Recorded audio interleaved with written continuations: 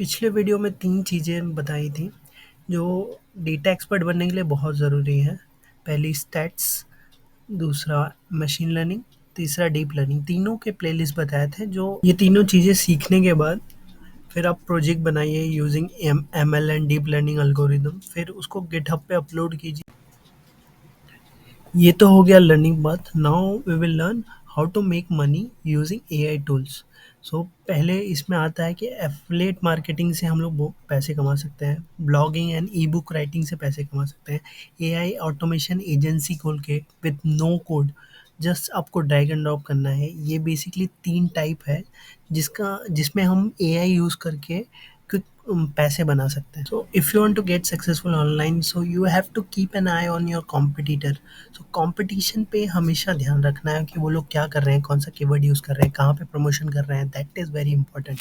अगर आप देखोगे ये सारे आर्टिकल्स कैसे लिखे हैं, ये सब कुछ यूट्यूबर्स हैं जो अच्छे से बता देते हैं। अगर ब्लॉगिंग स्टार्ट करनी है तो ब्लॉगिंग में सबसे पहला इंपॉर्टेंट स्टेप है कि कीवर्ड रिसर्च करना है, कि किस पे आर्टिकल लिखना है, किस पे नहीं लिखना है। तो ये वीडियो देख सकते हैं। तो ये वीडियो में काफ़ी अच्छे से एक्सप्लेन किया है। कुछ यूट्यूबर्स हैं जो पोस्ट कैसे लिखें ये भी बताते हैं। सो मेरा मेन फ़ोकस है आप लोगों को प्रैक्टिकल नॉलेज देने का, इसलिए मैं जो अच्छे रिसोर्सेज़ हैं उनका रेफ़रेंस दे देता हूँ कि वो उनको रेफ़र कीजिए, और जो कमियाँ हैं इन वीडियोज़ में वो मैं आपको सिखाने की कोशिश करूँगा। सो इसमें ब्लॉगिंग करने से पहले आपको कैटेगरी डिसाइड करना है कि आपको किस कैटेगरी में आर्टिकल लिखने हैं, क्योंकि आपका इंटरेस्ट नहीं होगा तो आप लिखोगे नहीं।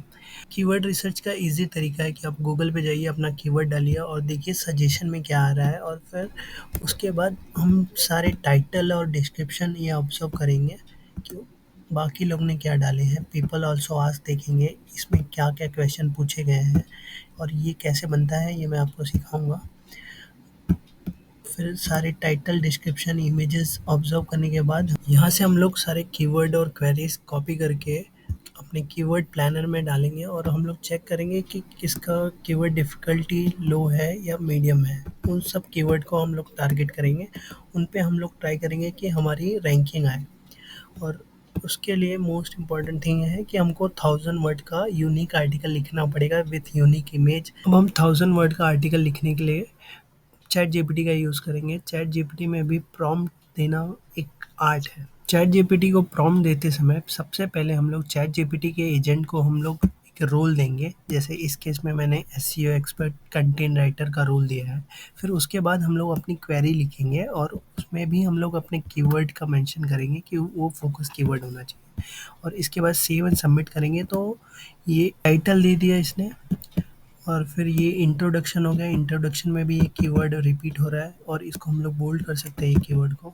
फिर उसके बाद कंटेंट है अपना, इसमें H2 टैग, H3 टैग दे सकते हैं।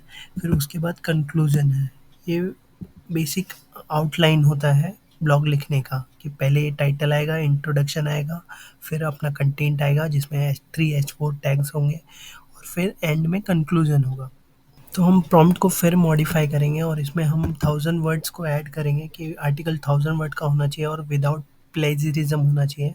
सो इस केस में सबमिट करने के बाद आप देखोगे तो इसने टाइटल भी चेंज किया और इंट्रोडक्शन चेंज किया, और ये नए पॉइंट्स कुछ ऐड किए, और कंटेंट थोड़ा सा बड़ा किया है इसने। इस तरह मल्टीपल टाइम हम लोग प्रॉम्प्ट मॉडिफाई करके कंटेंट रेडी करेंगे। आप देख सकते हो।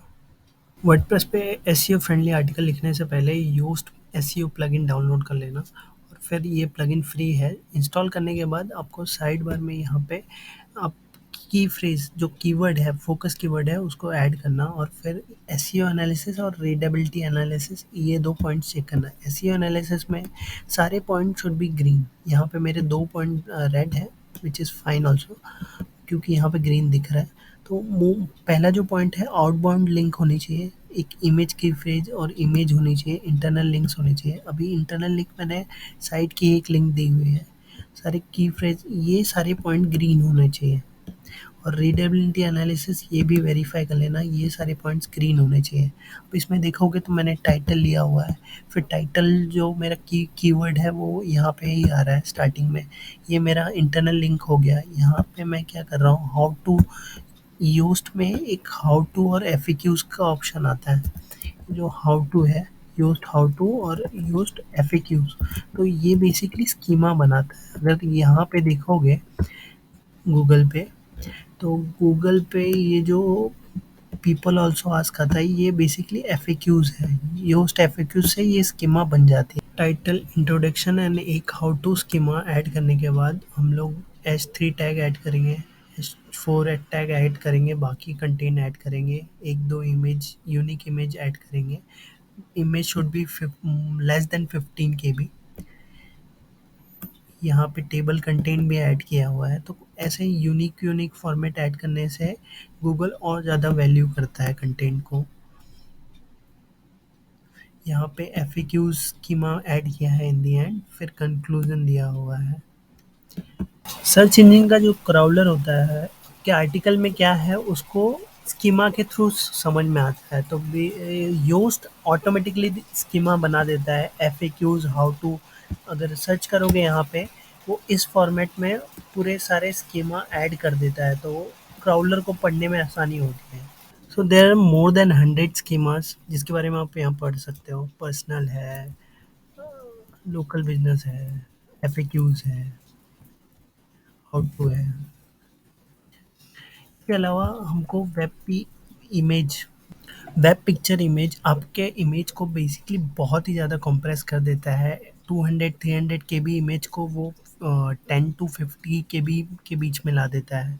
तो मोस्टली आप जो इमेज यूज़ करते हैं, आप किसी न्यूज़ वेबसाइट या किसी भी टॉप वेबसाइट पे देखोगे, तो उन लोग वेब पी फॉर्मेट की ही इमेज यूज़ करते हैं और मोस्टली इमेज की साइज़ 10 to 15 KB रखने का ट्राई करते हैं। ऑन पेज एसईओ होने के बाद हम लोग ऑफ पेज एसईओ पे फोकस करेंगे, जैसे link building, social media sharing. So link building में हम किसी और वेबसाइट से अपनी वेबसाइट पे रेफरल देते हैं। तो अगर रेफरल ज़्यादा होगा तो गूगल रैंकिंग में आसानी होती है। सो इस कीवर्ड पे ये आर्टिकल रैंक हो रहा है, टाइटल डिस्क्रिप्शन दिख रहा है। अब अर्न करने के लिए हम लोग दो वे यूज़ कर सकते हैं। पहला, गूगल एडसेंस का अप्रूवल लेके, तो गूगल एड्स पे जो क्लिक आएंगे उसका पैसे मिलेंगे। और दूसरा है एफिलेट लिंक शेयर करके एफिलेट लिंक का कमीशन अर्न कर सकते हैं। आगे चल के हम लोग एफिलेट लिंक के बारे में सीखेंगे।